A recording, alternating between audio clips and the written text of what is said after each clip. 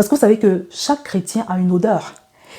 Et un secret que j'ai découvert, c'est que les personnes qui sont proches du Seigneur, les personnes qui passent beaucoup de temps dans la présence de Dieu, les personnes qui sont connues de Dieu, tellement elles sont fidèles au poste de prière, tellement elles sont attachées au Seigneur, tellement elles ne font rien sans consulter le Seigneur, ces personnes finissent par avoir l'odeur de Dieu. Je vous ai déjà partagé l'histoire de mon ami qui a pris un taxi un jour. Et dans le taxi, il y avait une femme qui sentait très fort une odeur de parfum. Et quand elle est sortie de ce taxi, une semaine après, elle avait encore l'odeur du parfum de la dame sur elle. C'est comme ça que la présence de Dieu agit dans la vie des personnes qui sont proches du Seigneur. Parce que quand tu es proche de Dieu, je t'assure, il y a une gloire. Il y a une gloire qui t'entoure. Il y a une odeur sur toi. Il y a une odeur qui attire. Et cette odeur s'appelle la faveur de Dieu. Donc pour toi qui estime que les hommes ne te remarquent pas, toi qui estime que les femmes ne veulent pas de toi, à chaque fois que tu vas aborder une sœur en Christ, elle te repousse. Je peux t'assurer que quand tu vas commencer à avoir l'odeur de Dieu, tu vas te rendre compte que tu auras l'embarras du choix par rapport à la sélection de l'homme de ta vie ou de la femme de ta vie. C'est ce que fait la relation avec Dieu. Parce que notre Dieu, c'est le Dieu du surnaturel. Et c'est pour ça que Myles Munroe a fait une citation magnifique qui est très profonde. Et la citation invitait à ne pas rechercher le succès. Alors elle disait, ne recherchez pas le succès, mais devenez plutôt un diamant. Choisissez plutôt de devenir une personne de valeur. Parce que tout le monde va avoir le diamant. Tout le monde va avoir une personne de valeur. Une personne de valeur, ou si vous voulez un diamant, il n'a pas besoin de faire sa publicité. Tout le monde veut le diamant. Tout le monde recherche le diamant. Donc si tu as des problèmes de mariage, c'est là-dessus que tu dois miser. Tu dois tout faire pour devenir une personne qu'on a envie d'épouser. Tu dois tout faire pour devenir un diamant. Tu dois tout faire pour devenir une personne que tout le monde rêve d'épouser. Et je peux t'assurer que c'est le genre de choses que le Saint-Esprit réussit à faire à merveille. Quand tu vis dans une relation profonde avec Dieu, quand tu es un passionné de Dieu, une vraie passionnée de Dieu, qui connaît Dieu dans l'intimité et que Dieu connaît dans l'intimité, mon frère, ma soeur, je peux t'assurer que tu ne peux pas manquer d'hommes, tu ne peux pas manquer de femmes. Et c'est même pour ça que la parole de Dieu nous dit que ceux qui craignent Dieu ne manquent d'aucun bien. Ceux qui craignent Dieu ne manquent d'aucun bien.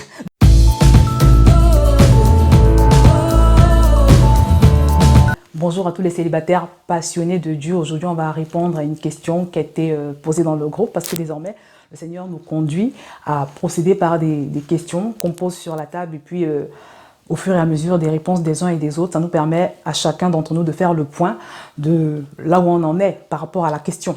Donc la question qui a été posée, c'était comment est-ce que tu te prépares pour pouvoir vivre le mariage de destinée que Dieu souhaite pour toi? Comment est-ce que tu te prépares pour être ce chef de mission excellent qui, quand Dieu va l'observer, pourra dire vraiment, celui-là est mon fils bien-aimé, je suis fier de lui, je suis fier de la manière dont il conduit sa famille, je suis fier de la manière dont il traite sa femme, je suis fier de la façon dont il manifeste ma gloire au travers de son foyer. Comment est-ce que les sœurs également se préparent pour être ces aides que le Seigneur veut que les femmes soient, que les jeunes filles soient dans leur futur foyer? Comment est-ce que tu te prépares en tant que célibataire pour pouvoir être cette personne qui, aux côtés de son mari, va créer les conditions qui vont lui permettre de se déployer dans la mission que Dieu a pour lui? Comment est-ce que tu te prépares pour pouvoir être cette femme qui va créer un cadre de rêve dans sa maison, pour son époux et pour ses enfants, toujours pour la gloire du Seigneur? Je me rappelle que le jour de mon mariage, le pasteur avait prêché sur un sujet qui allait nous concerner, qui allait concerner la situation, ou si vous voulez, les problèmes que j'allais vivre dans mon couple. Mais ce jour-là, j'étais tellement distraite. Je ne l'écoutais pas. Parce que je ne savais même pas que c'était important d'écouter une prédication sur le mariage. Je ne comprenais pas à quoi ça servait. Et j'étais comme beaucoup d'entre vous aujourd'hui qui doivent se demander, mais ça sert à quoi de se préparer pour le mariage? Il suffit qu'on s'aime et puis ça ira. Parce que de toutes les façons, l'amour supporte tout. Je ne savais pas que c'était important. Et ce jour-là, pourtant, le Seigneur avait mis une parole particulière dans la bouche de ce pasteur qui avait prêché le jour de mon mariage parce qu'il savait ce qui m'attendait. Et tellement j'étais pressée de me marier que je me rappelle que ce jour, quand le pasteur prêchait, je ne l'écoutais pas. Je n'étais pas en train d'écouter son sermon. Mais dans ma pensée, j'étais juste en train de me dire qu'il faut qu'il finisse vite sa prédication, son sermon. Et comme ça, on va pouvoir passer à la prochaine étape de la célébration du mariage. Donc, je n'avais rien retenu. Et c'est plusieurs années après, quand je remets la vidéo de mon mariage, et que je prête attention à la prédication du pasteur, que je me rends compte que ce monsieur avait prêché sur ce qui allait constituer nos problèmes dans notre foyer. Il avait prêché exactement sur ce sujet. Il donnait des clés. Il était précis. Je vous assure que je n'en revenais pas. Le Seigneur avait mis cette parole dans sa bouche parce qu'il savait ce qui allait nous arriver. Mais j'étais inconsciente et je ne voyais pas en quoi c'était important d'écouter une prédication sur le mariage. Et je sais que beaucoup d'entre vous aujourd'hui, vous êtes comme j'étais à l'époque. Vous ne comprenez pas à quoi ça sert et vous avez l'impression qu'on vous perd le temps quand on vous parle de préparation au mariage. Mais je voudrais au travers de cette exhortation t'inviter à ne pas commettre l'erreur que j'ai commise. Parce que le fait de te préparer au mariage va t'éviter beaucoup de déconvenus. Cela peut t'éviter de voir ta destinée détruite.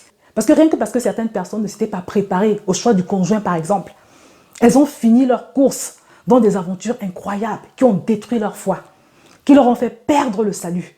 Comme le dit souvent le pasteur Yvan Castanou, le mariage peut tuer. Donc c'est important de prendre la peine de se former, de se préparer avant d'entrer dans cette institution à la fois si sacrée et si délicate et fragile. En quoi doit donc consister la préparation d'un enfant de Dieu au mariage? C'est à cette question que nous allons répondre aujourd'hui avec la grâce du Saint-Esprit. Je voudrais donc partager avec vous ce que le Seigneur m'a mis à cœur par rapport à cela et aussi sur la base de mon expérience parce que ça fait quand même 18 ans. Ça va faire 18 ans au mois de juillet que je suis mariée. Et ce que je voudrais donc dire par rapport à cela, c'est que la plus grande préparation au mariage pour un frère comme pour une sœur en Christ, c'est vraiment d'entrer dans une relation vraie et profonde avec le Seigneur. C'est vraiment de devenir un passionné de Dieu, de devenir un homme qui marche avec Dieu, de devenir une femme qui marche avec Dieu, de devenir un homme ou une femme qui a de l'intimité avec le Seigneur, qui marche dans la communion avec Dieu. Un homme en qui Dieu opère des transformations de jour en jour.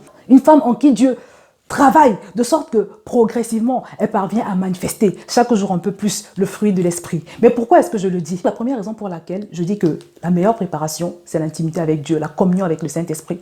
C'est que c'est au travers de cette communion avec le Saint-Esprit donc, que vous allez recevoir des directives par rapport à votre mission. C'est ce qui va vous permettre de comprendre dans un premier temps ce à quoi Dieu vous appelle. Parce que c'est quand tu es dans une relation profonde avec le Seigneur que tu peux recevoir ces éléments, que tu peux recevoir ces révélations. Il te montre la destination et il te donne les éléments. Il te montre comment tu fais pour y arriver. C'est le Saint-Esprit qui révèle ces choses. C'est au travers de ta bonne communion avec le Saint-Esprit que tu vas pouvoir effectuer le bon choix. Aujourd'hui, il y a beaucoup de gens qui m'écrivent pour me dire « Mais Josiane, qu'est-ce que je fais? Est-ce que cet homme est vraiment le mien? Est-ce que c'est l'homme de ma vie? J'hésite, je ne sais pas trop. Est-ce que cette femme est vraiment celle que je devrais choisir? » Est-ce que tu sais que c'est le genre de choses que le Seigneur te montre quand tu as une bonne relation avec lui? C'est le genre de choses que le Seigneur te montre. Et maintenant, sur un plan plus concret, quand vous allez vous retrouver dans le foyer, vous savez que quand deux personnes se marient, vous vous retrouvez dans votre foyer, vous venez d'origines différentes, vous avez eu des éducations différentes, vous avez des systèmes de pensée différents. Ce n'est pas évident, les amis, je vous assure. Ce n'est pas évident de te retrouver à vivre 24 heures sur 24 dans la même maison, avec une personne pour la plupart du temps complètement différente de toi. Ce n'est pas la chose la plus évidente. Donc, il y a souvent une période qu'on appelle une période d'adaptation. Une période souvent où, quand on arrive dans le mariage, il y a des frottements. Il y a des crises. Je me rappelle par exemple que quand je me suis mariée, je n'avais pas reçu d'enseignement sur le mariage. Et comme je le dis toujours, il n'y avait pas autant d'enseignements, autant d'opportunités d'être enseigné sur le mariage comme maintenant. Parce qu'aujourd'hui, on est inondé sur Facebook, sur YouTube, sur les réseaux sociaux. On est inondé d'enseignements sur le mariage. À mon époque, ce n'était pas comme ça. YouTube n'existait pas, Facebook n'existait pas, tous ces réseaux sociaux n'existaient pas. Les prédications chrétiennes n'étaient pas encore nombreuses sur Internet comme aujourd'hui. Donc vraiment, on n'avait pas d'enseignement. Donc quand je me suis mariée avec mon mari, on a commis beaucoup d'erreurs. J'ai commis beaucoup d'erreurs. Lui également, il a commis beaucoup d'erreurs. Et nous en avons beaucoup souffert. Imagine une personne qu'on jette dans l'eau comme ça, elle n'a jamais nagé et il faut qu'elle nage. Donc c'est comme ça que je me suis retrouvée. Avec mon époux également, on s'est retrouvés un peu comme des personnes qu'on jette dans l'eau et qui n'ont jamais nagé et puis on leur dit nager, allez à l'autre bord. Donc je me suis retrouvée dans cette situation, mais qu'est-ce qui m'a sauvée? Qu'est-ce qui m'a préservée? Parce que des secousses nous en avons eu, des incompréhensions nous en avons eu, des problèmes relatifs au fait que nous ne connaissions pas les codes de Dieu en ce qui concerne le mariage. Nous ignorions la notice de Dieu en ce qui concerne le mariage. Nous en avons eu. Mais qu'est-ce qui m'a épargné de voir ce foyer détruit? C'est mon amour pour Dieu, mon attachement pour Dieu. Parce que je vous le redis, je n'avais jamais suivi aucun enseignement sur le mariage. Je ne connaissais rien des règles du mariage. Mais ce qui m'a sauvé, c'est mon attachement pour le Seigneur. Parce que quand tu aimes le Seigneur, je t'assure que tu es dans une relation avec lui telle qu'il te transforme de jour en jour. Il t'aide à développer le fruit de l'esprit, la patience, l'espérance, toutes ces choses. Donc, malgré des moments très difficiles que j'ai traversés, le Seigneur m'accordait sa patience, mais une patience surnaturelle. Il y a eu des moments où j'ai été tentée d'abandonner. Mais à cause de l'amour que j'avais pour le Seigneur, à cause de l'attachement que j'avais pour le Seigneur, à cause de ce que je me disais que le nom du Seigneur ne doit pas être blasphémé au travers de mon mariage, j'ai laissé passer beaucoup de choses. J'ai supporté beaucoup de choses pour lesquelles je vois des chrétiens divorcés aujourd'hui, pour lesquelles je vois les gens détruire l'institution du mariage. Parce que quand tu divorces et que tu es enfant de Dieu, en fait, tu renverses l'institution que Dieu a créée. Parce que le mariage pour le Seigneur, c'est une institution. Donc, quand tu as une vraie relation avec Dieu, une vraie communion avec le Saint-Esprit, et que tu passes par une situation difficile, que ce soit dans ton mariage ou sur un autre plan, le Seigneur te donne une patience surnaturelle. Il te donne une capacité surnaturelle de supporter ce que tu vis. Il combat pour toi, même sans que tu t'en rendes compte. Parce qu'aujourd'hui, je me rends compte que pendant que je traversais ces moments, le Seigneur combattait pour moi. Il combat pour toi. Et des fois, il va te donner des directives. Et c'était arrivé à un niveau où, à un moment donné même, je lui en voulais, j'en voulais tellement à mon mari. Mais j'entendais à chaque fois la voix du Saint-Esprit, la douce voix du Saint-Esprit, qui me donnait l'assurance, qui me disait, qui me convainquait que, en fait, dans toute cette histoire-là, mon ennemi, ce n'était pas mon mari. Mais mon ennemi, c'était le diable qui tirait les ficelles derrière. Donc ça, c'était une grosse révélation. Pendant que je passais par ce moment difficile dans mon foyer, le Seigneur me donne la conviction que l'ennemi, ce n'est pas mon mari. Et cette révélation fait partie des choses qui m'ont permis de tenir ferme, qui m'ont permis vraiment de supporter, qui m'ont permis vraiment de continuer d'avancer malgré tout. Si j'ai pu avoir cette révélation, c'est parce que justement, j'avais une bonne communion avec le Saint-Esprit. Et c'est ce qui m'a permis de supporter, de prendre mon mal en patience. C'est ce qui m'a permis de faire les prières ciblées, les prières appropriées, des prières contre l'ennemi, contre le diable. C'est ce qui m'a permis de comprendre que je ne devais pas combattre mon époux, mais que je devais combattre le diable. Que le combat dans mon foyer n'était pas un combat charnel, mais c'était un combat spirituel. Et une fois de plus, si j'ai pu avoir cette révélation, c'est parce que j'avais une relation forte avec le Saint-Esprit. Et je voudrais dire à une sœur, à un frère, que quand tu vas te marier demain, et que tu vas te rendre compte que peut-être ton épouse sera en train de manifester un comportement insupportable, peut-être tu vas constater beaucoup de têtudesse, beaucoup de choses vraiment très déplaisantes pour toi, ce qui va te donner la force de supporter. C'est ta relation avec le Saint-Esprit, ta connaissance de la parole de Dieu, ton attachement vis-à-vis de la parole. Parce que la Bible nous dit que le mari doit aimer sa femme. Donc cette parole est en train de nous dire que le rôle du mari, c'est de purifier sa femme. C'est-à-dire, si tu te rends compte que ta femme a des défauts, elle fait des choses insupportables, Dieu dit que ton rôle, c'est de la travailler. Il dit que ton rôle, c'est de la purifier, un peu comme Jésus le fait pour son église. Mais aujourd'hui, beaucoup d'hommes, quand ils constatent que leur femme a des défauts, leur premier réflexe, c'est de s'en séparer. Leur premier réflexe, c'est de la répudier. Ils la repudient et ils épousent une autre sœur en Christ. Très vite fait, rapidement. Mais qu'est-ce qui va te permettre de te distinguer dans ta génération? Qu'est-ce qui va te permettre d'être cet homme de valeur devant le Seigneur, qui va avoir l'attitude que Dieu attend d'un homme quand sa femme se comporte mal? Qu'est-ce qui va te permettre de choisir de purifier ta femme au lieu de la répudier? C'est ton amour pour le Seigneur. Parce que quand tu aimes le Seigneur, quand tu es passionné de Dieu, comme je l'ai dit tout à l'heure, tu n'as pas envie de blasphémer son nom. Tu te dis à chaque fois que oui, le scandale arrivera, les couples divorceront, mais ça ne passera pas par moi. Et tu te surprends en train de faire des choses incroyables, par amour pour le Seigneur, pas par amour pour ton épouse, mais par amour pour le Seigneur. C'est ce qui va te permettre d'avoir la force de ne pas tomber dans l'infidélité, dans l'adultère, à cause du mauvais comportement de ton épouse. C'est ce qui va aussi te donner la force, ma bien-aimée, de supporter, de choisir, de prier, de combattre. Quand tu vas te rendre compte que ton mari manifeste des signes de dérèglement, que ton mari se comporte mal, tu vas choisir de prier. Décider de devenir une passionnée de Dieu, d'aimer Dieu de toutes tes forces, de passer dans une autre dimension dans ta relation avec le Seigneur en guise de préparation au mariage, c'est également garantir ta guérison de toutes les blessures du passé. Parce que quand tu as avec le Seigneur la relation qu'il faut, il te purifie, il te travaille, il soigne tes blessures du passé. Vous savez bien aimé, j'ai constaté une chose. Souvent, beaucoup de femmes ont des blessures après avoir été déçues dans le passé, après avoir vécu des choses. Et même des hommes aussi, il y a des hommes aussi qui sont blessés. J'ai remarqué que quand tu as une relation avec le Seigneur, quand tu as avec le Seigneur la relation qu'il faut, tu n'as pas besoin de passer par des cures d'âme. Tu n'as pas besoin d'être reçu en rendez-vous. Tu n'as pas besoin d'être reçu en entretien pour la restauration de l'âme. Parce que le Seigneur te restaure dans les cœurs à cœur que tu as avec lui. Il te pense tes blessures, il les soigne, il les adoucit. Sa présence agit en toi comme un médicament.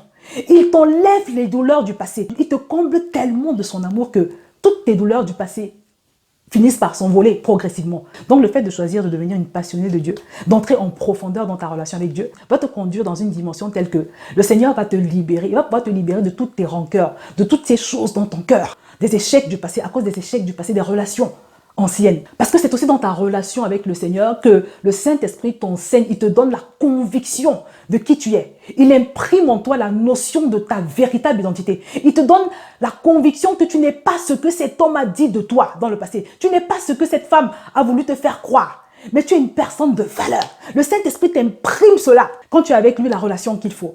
Et ça te libère totalement. Parce que l'une des causes de troubles dans le foyer aujourd'hui, dans les foyers des chrétiens qui se marient, c'est que les gens débarquent dans leur mariage, dans leur foyer, avec beaucoup de blessures qui influencent négativement leur relation. L'une des choses également que la profondeur de Dieu fait, c'est que au fur et à mesure de tes cœurs à cœur avec le Seigneur, il te transforme. Il te transforme, il te transfère son odeur.